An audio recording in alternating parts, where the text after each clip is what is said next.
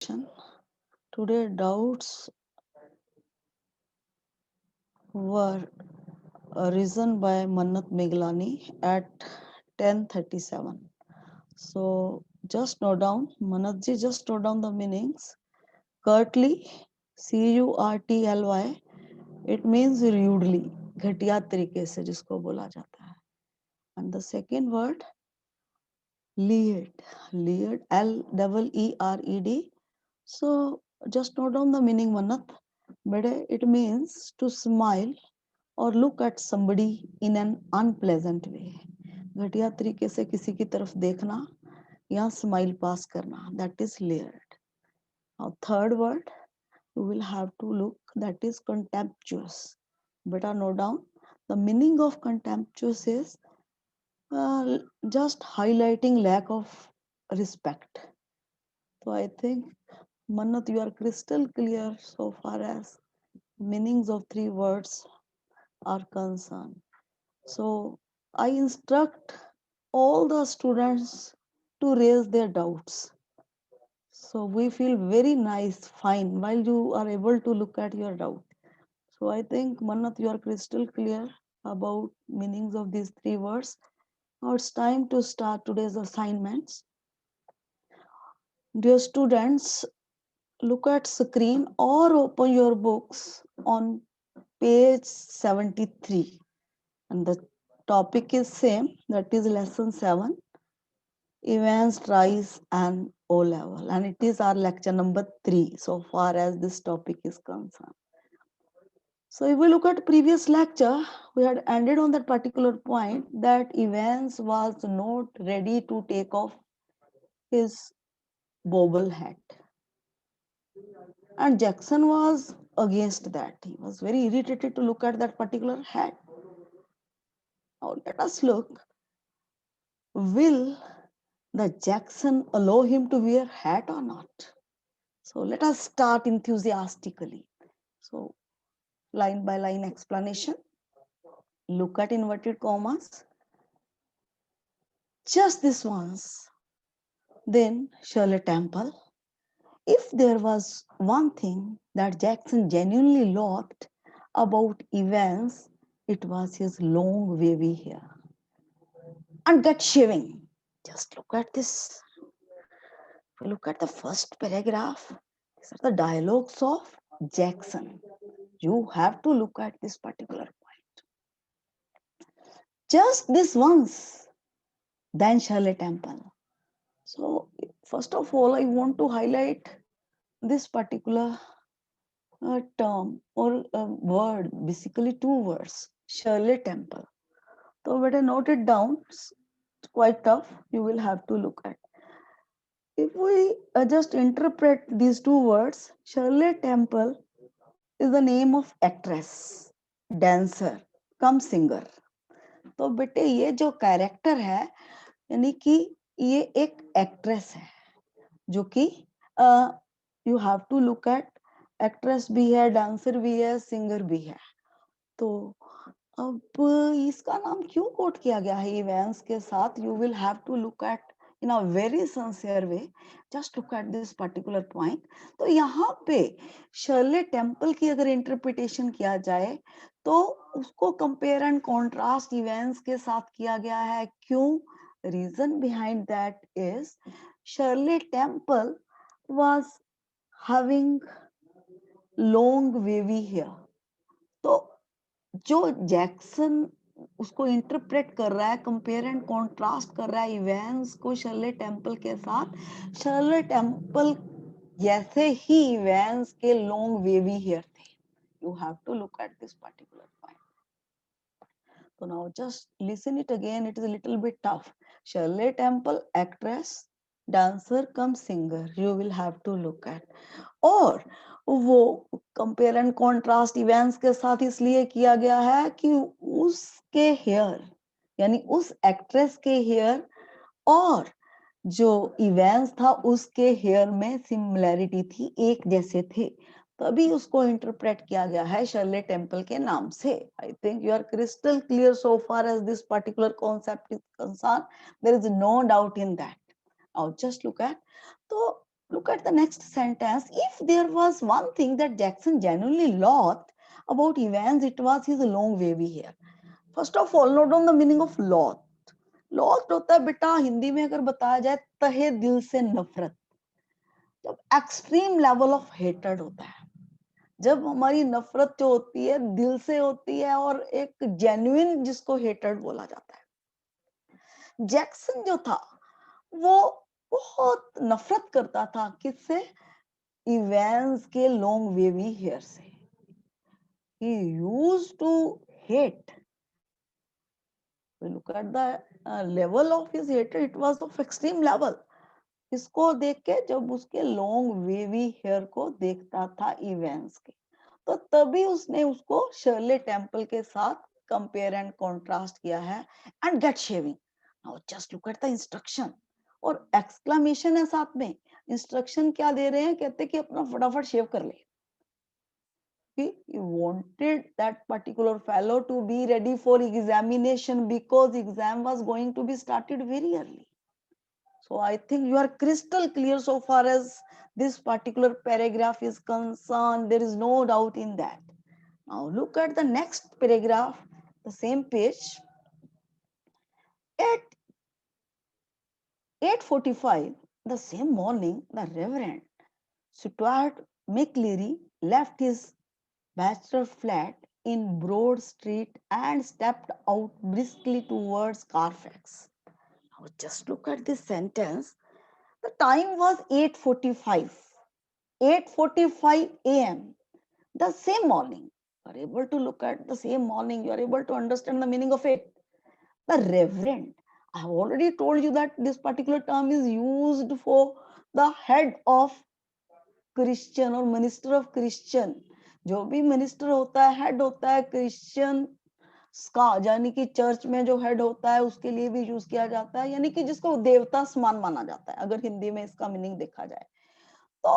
Reverend Stuart McCleary left his bachelor flat in Broad Street. तो यहाँ पे highlight किया गया कि जहां वो रहता था, यानी कि जो इनविजिलेटर था उसका नाम था Stuart मिकलेरी। I've already told you कि उन्होंने एक प्रीस्ट अरेंज किया था। मैंने उसकी इंटरप्रिटेशन भी दी हुई है at the beginning of this particular lesson. जब इंट्रोडक्टरी पार्ट कर रहे थे, I had given you introduction. तो बेटे ये जो फेलो था वो इन्विजिलेटर था, उसने जहां वो रहता था।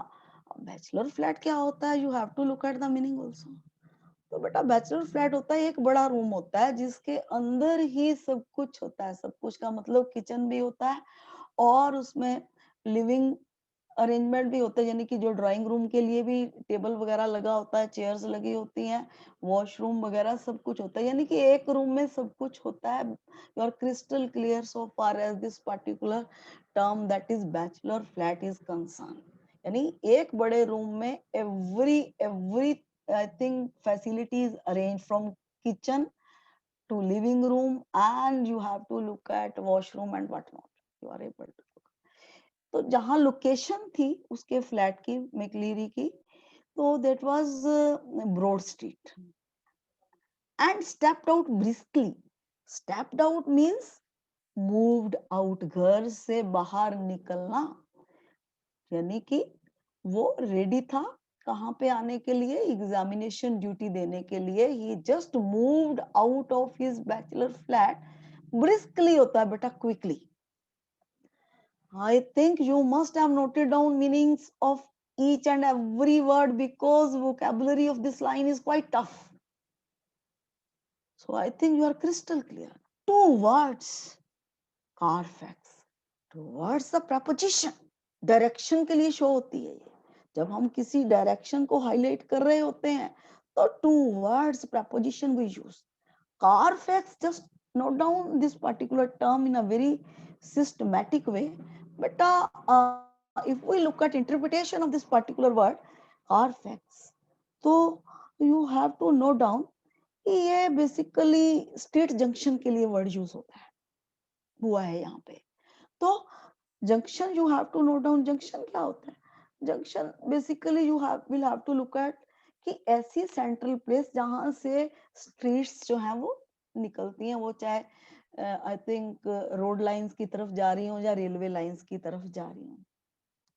तो इंग्लैंड में you must be able to look at this particular junction, that is Carfax. तो ये स्ट्रीट जंक्शन है जिससे कि 4 जो है स्ट्रीट्स निकलती हैं चारों डायरेक्शंस की तरफ, और वो एचएम प्रिजन के पास है। I think you are crystal clear so far as this particular term is concern, there is no doubt in that. I think crystal clear. अब इसको दोबारा मैं हाईलाइट कर रही हूँ, I am just explaining it again, क्योंकि हर meaning आपके पास है and you are able to look at the interpretation in a very fine way. तो 8:45 पे मॉर्निंग में respectable honourable reverend Stuart McLeary जी जो थे अपने फ्लैट से रवाना हुए। कहाँ के लिए रवाना हुए? एचएम प्रिजन के लिए, ताकि वो उस इवेंट्स के एग्जामिनेशन में इन्विजिलेशन ड्यूटी दे पाए। I think you are crystal clear so far as this particular sentence is concerned. There is no doubt in that. You are crystal clear about each and every term. Next step, the weatherman reported temperatures considerably below the normal or for early June. And a long black overcoat and a shallow crowned clerical hat provided welcome protection from the steady drizzle which had set in half an hour earlier, and which now spattered the thick lenses of his spectacles. Now, just look at the second sentence of paragraph 2 in a very systematized way. You should be able to understand each and every meaning in a very systematic order. So, beta, the weatherman. So, you will have to look at this particular term. The weatherman is a person who announces, who just highlight the forecast of temperature. आपने TV में भी देखा होगा, you might be able to look at the thing कि forecast आता है, weather forecast, कि मौसम कैसा रहेगा, टेम्परेचर कैसा रहेगा। तो वेदर मैन ने क्या हाईलाइट किया, क्या रिपोर्ट दिया? Temperature considerably below the normal for early June, कि जो टेम्परेचर है that will be very low, यानी कि जो जेन्युइनली टेम्परेचर होता है बिगिनिंग ऑफ जून में वो ऐसा नहीं होगा, टेम्परेचर कम होगा जो कि नॉर्मल होता है उससे। That was announced by weatherman. I think you are able to look at this particular part of this particular sentence. It is already explained, you are able to look at. Now look at the next conjunction है and up. Just look at a long black overcoat. तो अब देखिए कि कौन सी dress code में थे McLeary जी, जो reverend Stuart McLeary यानी कि इन्विजिलेटर जी थे और चर्च के प्रीस्ट भी थे, उन्होंने ब्लैक ओवरकोट पहना हुआ था and a shallow crowned clerical hat. Now just I think you are able to understand the meaning of overcoat, जो कि यानी कि that is below the knees, जो कि नीज से नीचे तक होता है ओवरकोट, उसको बेटे बोला जाता है। ब्लैक कलर का पहन रखा था मैकलेरी जी ने, और a shallow crowned clerical hat. Now just look at the meaning of a shallow crowned clerical hat.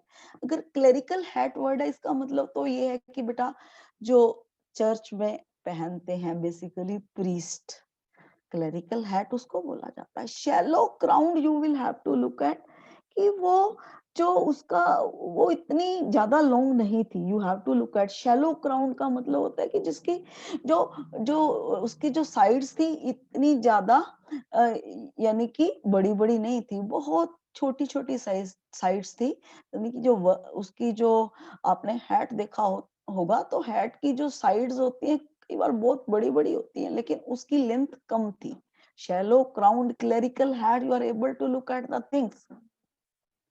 Next step, had just look at this particular point, provided half an hour earlier. Now just look at this particular point. तो अब मौसम की already जानकारी मिल चुकी थी कि जो normal temperature है उससे टेम्परेचर जो है काफी नीचे रहेगा, लो होगा टेम्परेचर जून मंथ के अकॉर्डिंगली, जो जून मंथ में टेम्परेचर होता था। and a long black overcoat and a shallow crowned clerical hat provided welcome protection from the steady drizzle. जो ड्रेस कोड था मिकलरी जी का वो बहुत बढ़िया था। किस लिए बढ़िया था? ताकि यानी कि it was welcome protection. Welcome protection होता है अच्छे तरीके से उनको प्रोटेक्ट कर रहा था। किस चीज से? यानी स्टेडी ड्रिजल से। ड्रिजलिंग क्या होता है बेटा? जब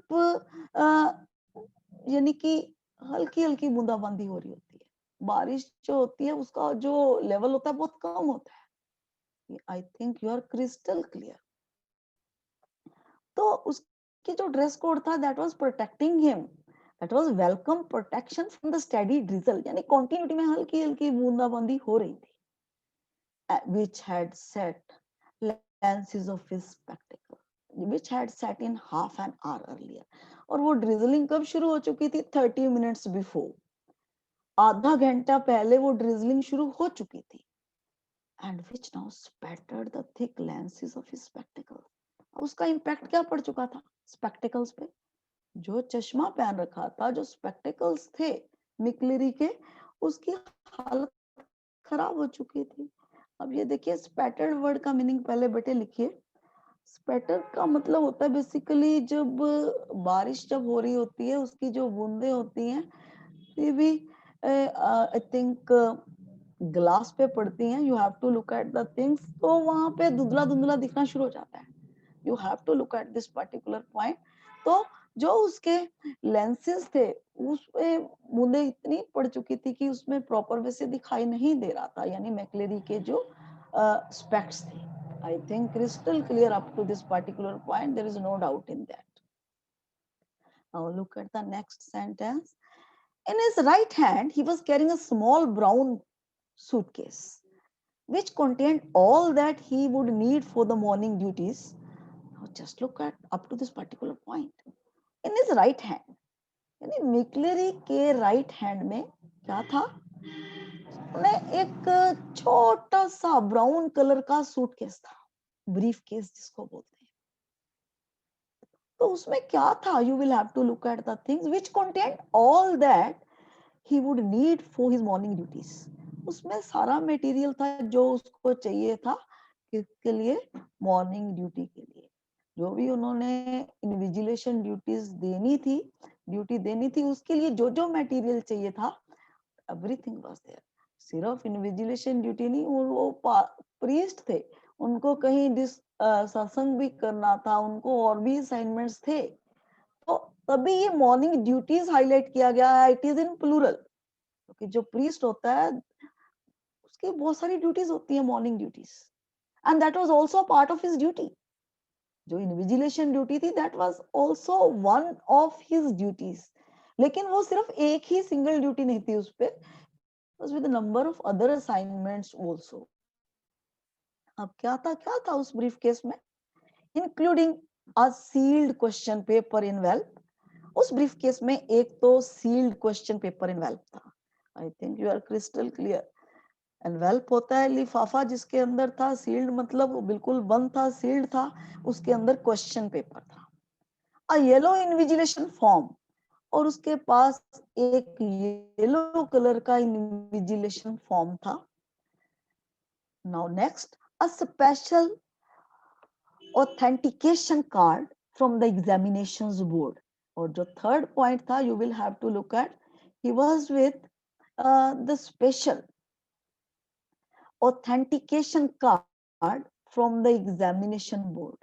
तो एक स्पेशल ऑथेंटिकेशन कार्ड था जो कि एग्जामिनेशन बोर्ड से उसको इशू हुआ था, जिसको आइडेंटिटी कार्ड बोलते हैं। You will be able to look at this particular point, he was with that. Now just look at the things and a paper, you have to look at the things. He was with a paper knife, एक paper knife था उसके पास। You have paper knife क्या होता है? You will have to look at the things, cutter जिसको बोला जाता है, you will have to look at. Next step is a Bible. एक उनके पास उनके ब्रीफ केस में बाइबल थी। Now look at the inverted commas. He was to speak to the women's guild that afternoon उनका अगला असाइनमेंट ये था कि उनको लेक्चर देना था. He had to deliver lecture to the women's guild. Guild, just note down the meaning of this particular word. बेटा ये होता है group collected for certain aim, यानी कि जो एक ग्रुप बना होता है किसी एम और ऑब्जेक्टिव को लेके. ग्रुप ऑफ वीमेन यहाँ पे हाईलाइट किया गया है, किस लिए कि उनको वो ग्रुप इसलिए था, they use to just listen the lectures of this particular priest. जैसे हम सत्संग वगैरह सुनते हैं ना, तो you have to look at. तो उनको बोलना था कहाँ पे, लेडीज जो थी, विमेन्स जो थी, उनका जो ग्रुप था वहां पे सत्संग करना था, उनको अपना लेक्चर डिलीवर करना था that afternoon on the book of Ruth. और टॉपिक क्या था, क्रिश्चियनिटी में बाइबल का ही पार्ट है एक बुक, बुक ऑफ रूथ पे. you would have to deliver the lecture on the same day in the afternoon. Morning duty, invigilation duty थी. And a current copy of the Church Times. और उनके brief case में एक और था magazine, यानी कि न्यूज़पेपर. जैसे हमारे इंडिया में you will be able to look at the Hindustan Times, the Tribune, Times of India, the Indian Express. ये बेटे इंग्लैंड के न्यूज़पेपर का नाम है. उनके पास एक कॉपी न्यूज़पेपर की थी, जिस आज के रिसेंट कॉपी होती है, करंट कॉपी मतलब उसी डेट का जिस दिन एग्जाम था इवेंट्स का, द चर्च टाइम्स. और न्यूज़पेपर का नाम the Church times.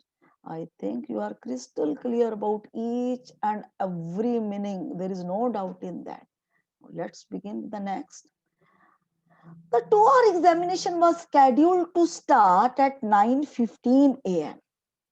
Duration of that particular examination, this O-level examination, was 2 hours.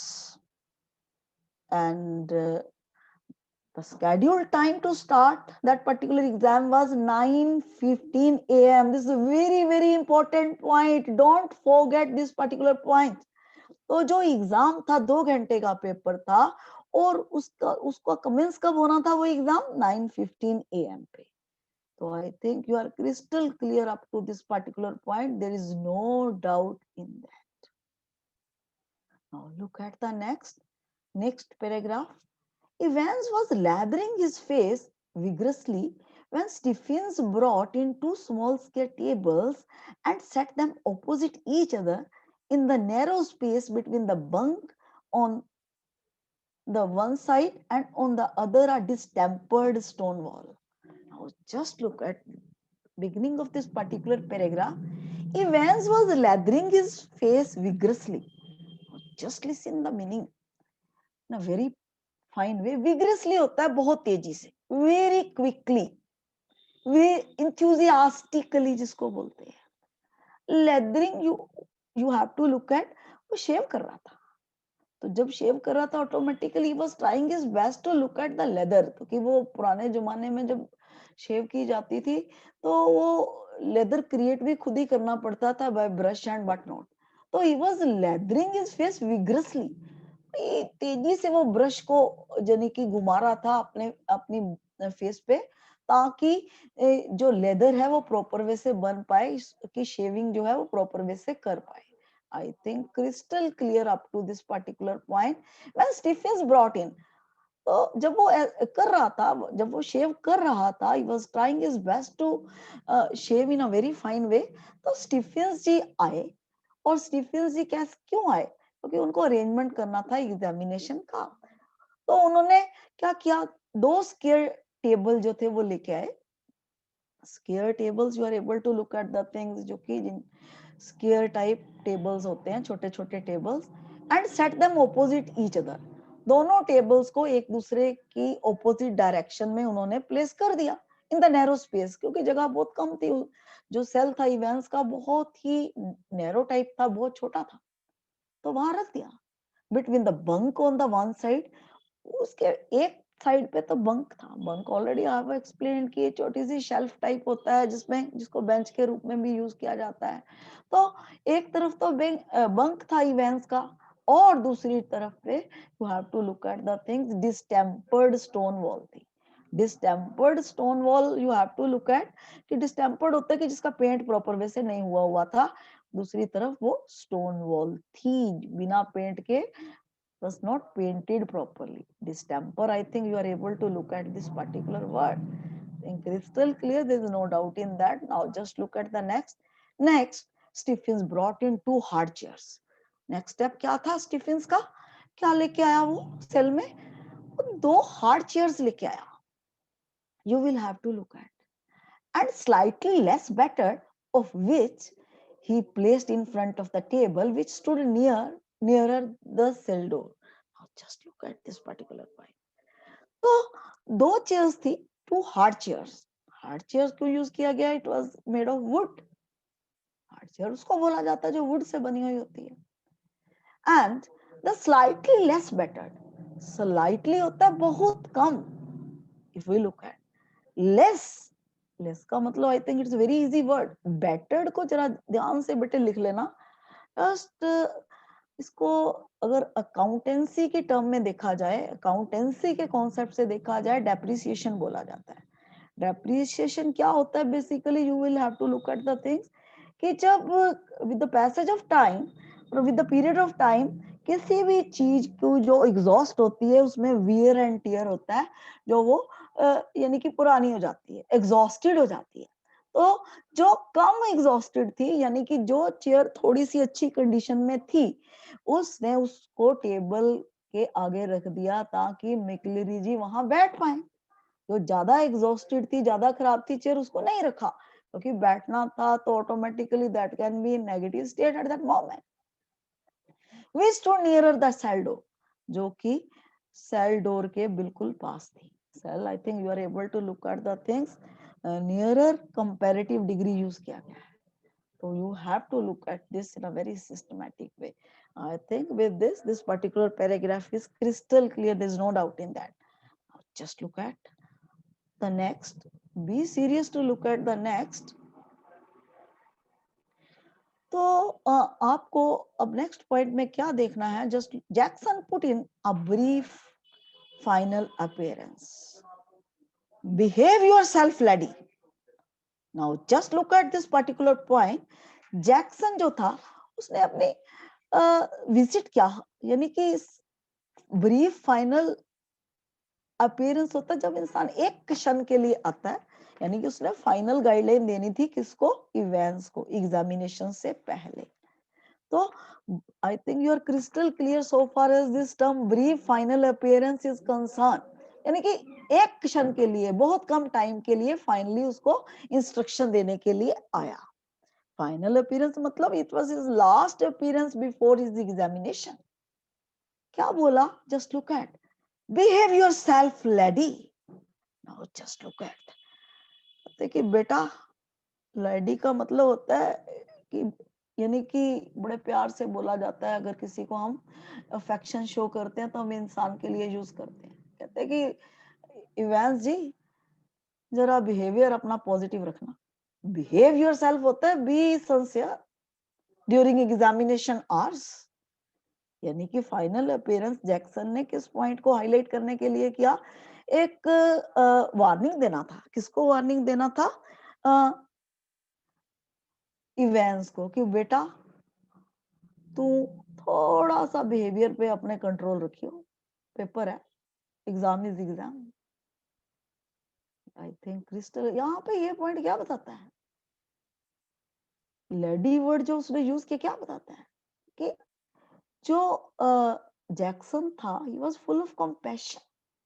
या कुछ गलत वर्ड भी यूज कर सकता था, या तो आइंस्टाइन यूज किया, या लाडी. लाडी तो बड़े प्यार का वर्ड है जब हम प्यार से किसी इंसान को बुलाते हैं. I think crystal clear up to this particular point. You are crystal clear.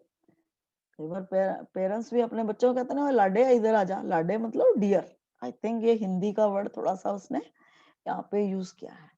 यानी यहाँ पे इसका कंपैशन दिखा है. Level of compassion is shown through this particular word.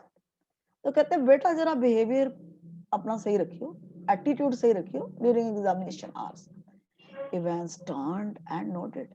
Evans ऐसे मुड़ के देखा और नोडेड. मैंने आपको बताया ना कि नोडेड अफर्मेटिव में भी होती है. जो हम नोट करते हैं अफर्मेटिव में भी कर सकते हैं. गर्दन को हिलाने को बोलते हैं, जैसे हम ऐसे जेस्चर शो करते हैं. और ये नेगेटिव के लिए भी होता है। तो यहाँ वो पॉजिटिव हाईलाइट कर रहा है, अफर्मेटिव कह रहा है कि ओके, कि मैं बिहेवियर अपना नेगेटिव नहीं दिखाऊंगा। He was giving very fine signal by just nodding कि ठीक है सर जैक्सन जी, जो आप कह रहे हो मैं कोशिश करूंगा को उसको इम्प्लीमेंट करूं। आई think crystal clear. Now look at the next. If we look at the next, you will have to look at, and these Jackson points to the pinups of events turned and nodded again. I was going to take them down away anyway. A minister, isn't he? That chap coming to sit in. I mean, now just look at. अब ध्यान से समझ लेना, बहुत tough है बेटे ये vocabulary, कोई नहीं समझाएगा, nobody will. तो यहाँ पिनअप्स किसके लिए हाईलाइट किया जा रहा है? You have to look at this particular word sincerely. यहाँ पे अगर इस वर्ड को देखा जाए, पिनअप्स जो उसके वॉल पे उसने पिक्स लगा रखी थी, उसके लिए यूज किया गया है. जिस सेल में वो रहता था, जिस सेल में उसको डाला गया था, उस वहां पे कुछ उसने पिक्स लगा ली थी. I think you are able to look at this particular point. इस टर्म को आप क्लियर आपको हो चुका है कि पिनअप्स किसको बोला जाता है. You will have to look at. तो उसने कहा कि ये उतार दे भाई, अच्छी नहीं लग रही. इवेंस थोड़ा सा मुड़ा, फिर उसने यस में, अफर्मेटिव में ही हैड नोटेड. साथ में क्या बोला उसने? I was going to take them down anyway. मैं तो उतारने ही जा रहा था पिक्स, क्योंकि जैसे इंसान का बिहेवियर होता है, जैसा ही इंसान होता है, वो वैसे ही पिक्स लगा लेता है जहां वो रहता है. अगर मैं सपोज रिलीजियस माइंडेड हूँ तो मैं रिलीजन की पिक्स लगाऊंगी. अगर मुझे मूवीज अच्छी लगती है तो मैं मूवीज की पिक लगाऊंगी. अगर मैं, यानी जिस चीज में हमारा इंटरेस्ट होता है, हम अपनी वॉल को उसी, यानी कि पुराने जमाने में वॉल्स में ऐसी ऐसी चीजें, चाहे जेल के सेल में भी था, अपने इंटरेस्ट को कंप्लीट करने के लिए, अपने इंटरेस्ट को फुलफिल करने के लिए उसने लगा रखी थी. और वो अच्छी नहीं थी जो पिक्स लगा रखी थी उसने. इसीलिए जैक्सन ने कहा तो उतार भी इसको. तो क्या कह रहा है? हाँ बोला उसने, कह ओके. साथ में ऐड कर रहा है उसी पॉइंट में कि मैं तो अभी उतारने जा रहा था इनको. और साथ में देखिए क्या कह रहा है, मिनिस्टर इजंट ही. कहते जो इन्विजिलेशन ड्यूटी देने आ रहा है जैक्सन जी, मिनिस्टर है ना वो कोई. यानी यानी कि चर्च मिनिस्टर किसको कहते हैं? जो चर्च का हेड होता है, प्रीस्ट होता है, मिनिस्टर बोलते हैं. The chap coming to sit in, I mean, यानी यहाँ इनफॉर्मल वे से मिक्लरी के लिए वर्ड यूज कर रहा है. चैप वर्ड ऑलरेडी मैंने बताया हुआ है कि ये फॉर्मल वे से यूज होता है, क्योंकि वो ऐसा ही इंसान था, जैसा इंसान होता है वैसी उसकी लैंग्वेज होती है. देखो बुरा ना मानना इस चीज को. तभी तो कहा जाता है कि just keep your language formal. ये फॉर्मल वर्ड नहीं है बेटा, लेकिन इवेंट्स कौन सा फॉर्मल था? You have to look at. तो वो कहते हैं कि ये जो चैप आ रहा है, यानी जो इन्विजिलेटर आ रहा है पेपर लेने के लिए, जो यहाँ पे बैठने के लिए यानी आ रहा है, आई मीन यानी लाइक कोई पूछ रहा है, वो मिनिस्टर है ना, यानी कि चर्च का प्रीस्ट है ना, जो आ रहा है पेपर लेने के लिए. I think you are crystal clear up to this particular point. Very tough. You look at the vocabulary, it is very tough. And now, and how did you know that? Asked Jackson quietly. Jackson ने धीरे से पूछा कि भाई तुझे कैसे पता चला कि वो मिनिस्टर है, वो चर्च का प्रीस्ट है? Just look at the reply of Evans. Well, I had to sign some forms, didn't I? And I couldn't help.